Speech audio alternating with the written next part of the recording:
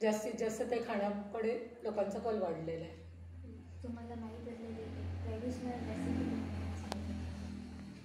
आता सध्याच मी आता काल परवाच केलेले बघायला गेले तर तवसळी, बरं छान तवस आलेलं शेतामध्ये, ते काढून आणलं आणि तवसळी अगदी अप्रतिम होते ना. त्याच्यामध्ये गूळ जर घालायला, साखरेपेक्षा गुळाचा जास्तीत जास्त वापर केलेला बरा खाण्या जेवणामध्ये. चहात सुद्धा इव्हन गूळ घालायचं होईल तेवढा, साखर अवॉइड करायची शक्यतो, आणि गूळ घालून जिन्नस जर केले तर बऱ्यापैकी आपल्याला त्याचा फायदा होऊ शकतो.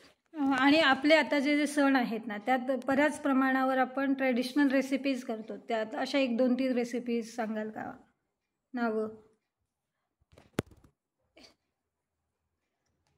आदलं जर ट्रेडिशनल आहे, तुम्ही आता जे रेसिपी जी म्हणता ना, त्याच्यामध्ये मेथकूट सुद्धा बऱ्यापैकी, मेथकूट म्हणा, तेरं सहज अगदी जाता येतं उपलब्ध आहे, ते करू शकतो आपण.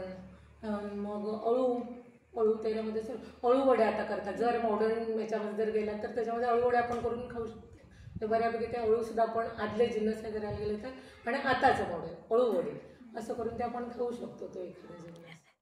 कंदमूळ हा जो एक प्रकार आहे ना, चतुर्थीत शक्यतो केला जातो, त्याच्याबद्दल थोडंसं सांगा बरं.